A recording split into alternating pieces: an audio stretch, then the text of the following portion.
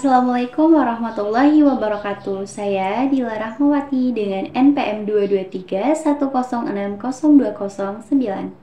Saya mahasiswi Universitas Islam Negeri Raden Intan Lampung, program studi Psikologi Islam, semester 6 kelas H. Tujuan dari pembuatan video ini adalah sebagai salah satu tugas UAS mata kuliah Psikologi Pengembangan Diri dengan dosen pengampu, Ibu Afdelia MPSI. Di sini saya akan menjelaskan mengenai trauma yang berhubungan dengan self-control. Jadi, bagaimana sih fenomena di lapangan tentang trauma ini? Banyak sekali masyarakat Indonesia, khususnya perempuan, mengalami trauma. Apalagi trauma yang disebabkan oleh kekerasan seksual. Sebagaimana data di lapangan atau catatan tahunan tahun 2024 saja, kekerasan seksual terjadi sebanyak 26,94% kasus, yaitu dengan jumlah 17.305 perempuan dan anak mengalami kekerasan seksual. Itu hanya tahun 2024.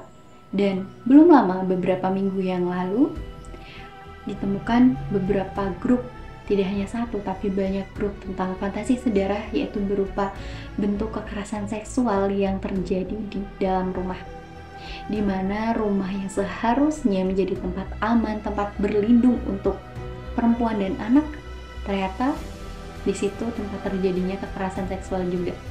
Kekerasan seksual bisa terjadi di mana saja, di rumah, di luar rumah, oleh siapa saja, entah oleh orang lain, bahkan orang terdekat sekalipun.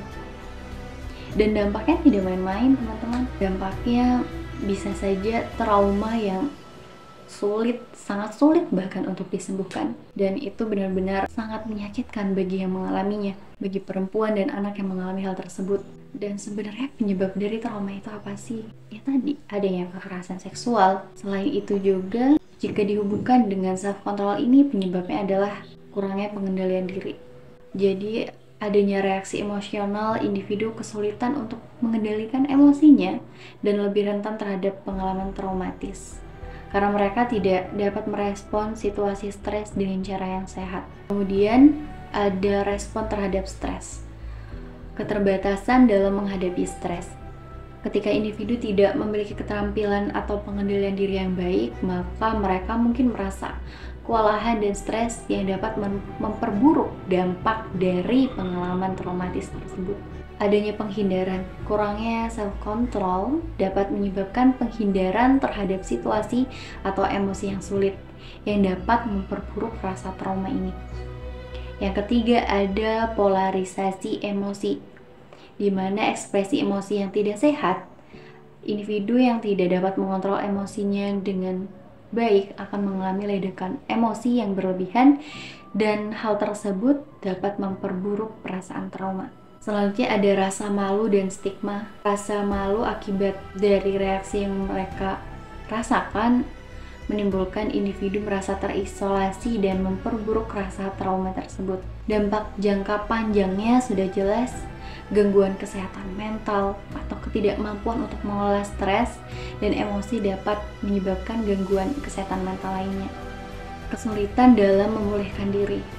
Individu yang tidak memiliki keterampilan pengendalian diri mungkin kesulitan untuk pulih dari trauma dan dampaknya akan jauh lebih parah. Dan solusinya untuk mengatasi trauma itu gimana sih gitu? Dengan self-control ini, caranya adalah yang pertama ada terapi psikologis. Terapi kognitif perilaku atau CBT bisa dilakukan untuk mengatasi trauma, membantu individu mengenali dan mengubah pola pikir negatifnya, serta mengembangkan keterampilan pengendalian dirinya. Selanjutnya ada juga terapi EMDR, teknik yang dirancang khusus untuk mengatasi trauma, membantu individu untuk mengolah pengalaman traumatis. Yang kedua ada latihan mindfulness. Jadi dalam self-control ini ada yang namanya pelatihan mindfulness, yaitu dengan cara meditasi dan perhatian penuh. Dengan praktik ini mampu meningkatkan kesadaran diri sendiri. Kita akan fokus dengan keadaan yang saat ini, ya pengalaman yang lalu memang membuat diri kita merasa sangat sakit dan trauma itu tetap ada. Tapi sebaiknya kita coba lepaskan perlahan, kita coba ikhlaskan, dan kita coba fokus dengan apa yang terjadi pada saat ini. Kemudian ada latihan pernapasan. Latihan pernapasan ini dapat membantu menenangkan pikiran dan mengurangi kecemasan. Yang ketiga ada pengembangan keterampilan dengan cara pelatihan pengendalian diri. Melalui program yang mengajarkan strategi untuk mengelola emosi dan impuls, dan ini mampu untuk mengatasi trauma kita.